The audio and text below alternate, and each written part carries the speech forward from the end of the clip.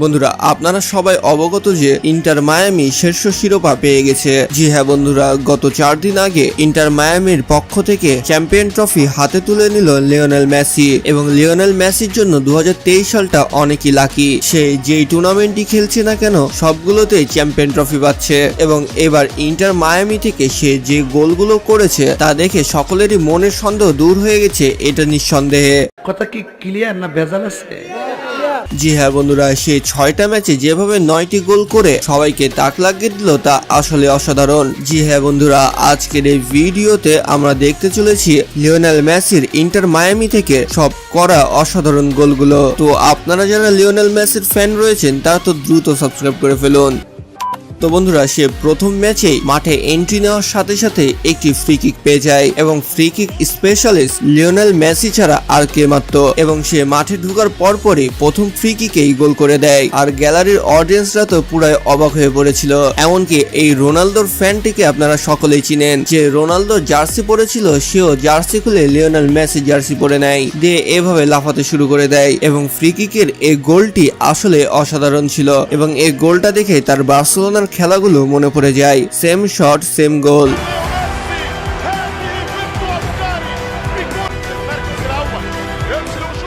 তো বন্ধুরা, এবার লিওনেল মেসি একেবারে অ্যাটাকিং পজিশনে ছিল আর তাকে নিচ থেকে বল আগিয়ে দেয় তারই টিমের একটি প্লেয়ার এবং সে 1 ভার্সেস 1 গোলকিপারের সাথে হয়ে যায়। এবং এরকম পজিশনে তার এক্সপিরিয়েন্স অনেক, এ কারণে সে গোল দিয়েই দিয়েছিল। কিন্তু সেটা আবার বারে লেগে ফেরত আসে, কিন্তু সে তাও সেটাকে গোল করে দেয়। মানে এইটাকে বলে এক্সপিরিয়েন্স প্লেয়ার। একেবারে কর্নার দিয়ে গোলটি দিতে চেয়েছিল, কিন্তু বারে লাগার পরেও সে গোলটি করে দিয়েছে। এটাই হচ্ছে একটি ভালো প্লেয়ারের সিম্বল।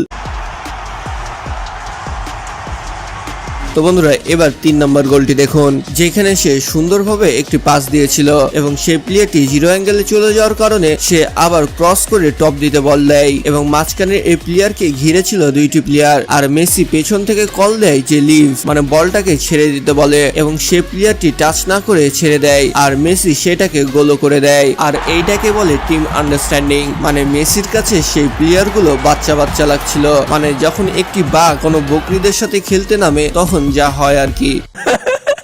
তো বন্ধুরা, এবার 4 নম্বর যে গোলটি রয়েছে সেখানে লিওনেল মেসি এভাবে আই কন্টাক্ট করে উপরে উঠে যায় আর সে প্লেয়ারটি সবার মাথার উপর দিয়ে তাকে বল দিয়ে দেয়। আর মেসি বলটি বুক দিয়ে ধরেই সাথে সাথে শুট করে গোল করে দেয়। আর এইরকম আউটস্ট্যান্ডিং গোল দেওয়ার পরে লিওনেল মেসি তার টিমমেটদেরই মন জয় করে নেয়।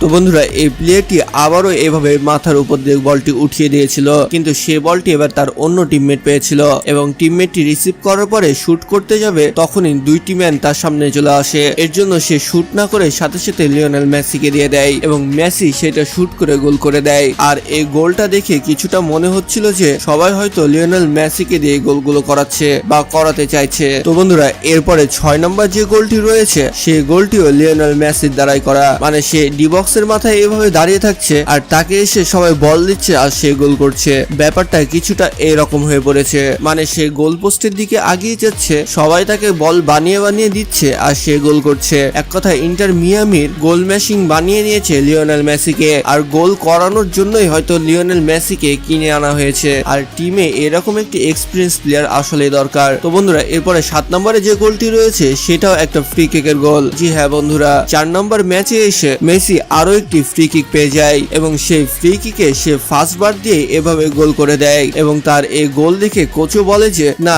তাকে কিনে এনে আমার লস হয়নি, সাবাস বাঘের বাচ্চা।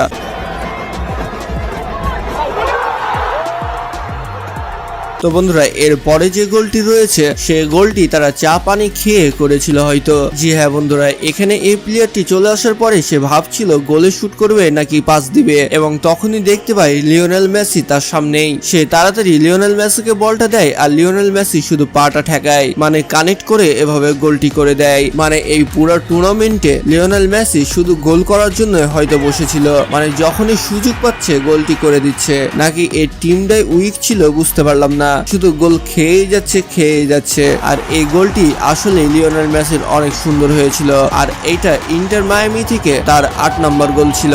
এবং সর্বশেষ গোলটি যেটি রয়েছে সেটা এই টুর্নামেন্টের সবচেয়ে অসাধারণ গোল। জি হ্যাঁ বন্ধুরা, মিড মাঠ থেকে বল নিয়ে যেতে এভাবে শট করে গোল করে দেয়। আর এত দূর থেকে শট করার পরেও গোলকিপার সে বলটি ধরতে পারেনি, মানে তার অ্যাকুরেসি কতটুকু ছিল তা আপনারা বুঝতে পারছেন। আর এই আনস্টপেবল গোলটা দিয়ে সেই ম্যাচ সে উইন করে। তো বন্ধুরা, এর পরে লাস্টের ম্যাচে তো আরো একটি কাহিনী ঘটে যায়। জি হ্যাঁ বন্ধুরা, লাস্টের ম্যাচে 1-1 গোলে ড্র হয়ে যায় এবং সেখানে পেনাল্টি শুট আউট হয়। আর প্রত্যেকটি টিমের 11টা করে প্লেয়ারই সেই পেনাল্টি মারে। আর এইটা দেখে মনে হয় একটি নাটকীয় অবস্থা। জি হ্যাঁ বন্ধুরা, কিন্তু প্রথমে পেনাল্টি মারতে গেছিল লিওনেল মেসি এবং সে এইবার আর পেনাল্টি মিস করেনি। হয়তো আর্জেন্টিনাতে পেনাল্টি মিস করার পরে সে এখন অনেক সিরিয়াস হয়ে গেছে। তো প্রথম পেনাল্টিতেই সে গোল করে ফেলে এবং তার প্রত্যেকটি প্লেয়ারই একটা করে গোল করছিল, আর অপোনেন্ট টিমের প্লেয়ার একটা মিস করে দিয়েছিল। কিন্তু লাস্টে যে আবার দেখা গেল যে অপোনেন্ট টিমের গোলকিপার একটি বল ধরে নিয়েছে। তারপরে ড্র হওয়ার পরে আরো পাঁচটা পেনাল্টি শুট আউট হয় এবং আপনারা বিশ্বাস করবেন না, সেই পেনাল্টি শুট আউটে আবারও একই রেজাল্ট আসে, মানে 5 জনের মধ্যে 4 জন গোল করে, আবার এইদিকেও 5 জনের মধ্যে 4 জন গোল করে। তারপরে ম্যাচটা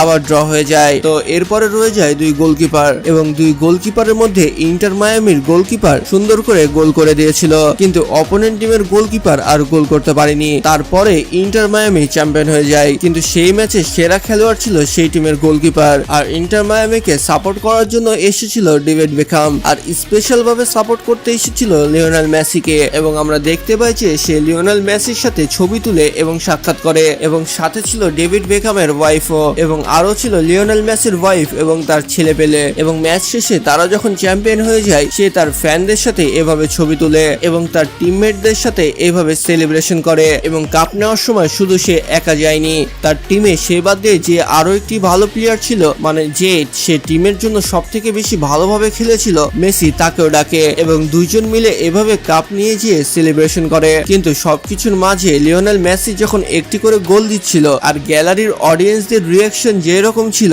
সেটা আসলে দেখার মতো ছিল। তো ইন্টার মায়ামি থেকে লিওনেল মেসি মোট 10টা গোল করে এবং 10টা গোল করে ইন্টার মায়ামিতে তার নাম ছড়িয়ে দেয়। মানে অনেকে তাকে বলছিল যে তার বয়স হয়ে গেছে, তার খেলার মতো আর কোনো বয়স নেই, হয়তো লিওনেল মেসি এবার ঝরে পড়বে। এবং সব আঞ্চনা কাঞ্চনা বাদ দিয়ে লিওনেল মেসি আবার সকলকে বুঝিয়ে দেয় যে লিওনেল মেসি, তার জায়গা অন্য কেউ আর নিতে পারবে না। এবং তার পারফরমেন্স দিয়ে সে সবার মুখ বন্ধ করে দেয় এবং সে ইন্টার মায়ামিতে এসে ইন্টার মায়ামিকে ফেমাস করে দেয়। এবং আমরা সকলে একটি কথা ভুল বলি যে ফুটবল ইতিহাসের ফেমাস খেলোয়াড়, আসলে যদি এই ফেমাস প্লেয়াররাই না থাকতো এবং তাদের এই সুন্দর খেলা না থাকতো, তাহলে ফুটবল কখনোই এত ফেমাস হতো না। এই প্লেয়ারদের জন্য ফুটবল এত ফেমাস, ফুটবলের জন্য তারা ফেমাস নয়। তো আমার এই কথায় আপনারা কারা কারা একমত, দ্রুত আমার কমেন্ট বক্সে জানিয়ে ফেলুন। আর ভিডিওটি ভালো লাগলে অবশ্যই লাইক, কমেন্ট এবং শেয়ার করবেন। আর সাবস্ক্রাইব তো মাস্ট যদি আপনি আমার চ্যানেলে নতুন হয়ে থাকেন। তো বন্ধুরা, দেখা হচ্ছে পরবর্তী আরো একটি ইন্টারেস্টিং ভিডিওতে। ততক্ষণ ভালো থাকুন, সুস্থ থাকুন, বেশি বেশি আল্লাহর ইবাদত করতে থাকুন। আল্লাহ হাফেজ।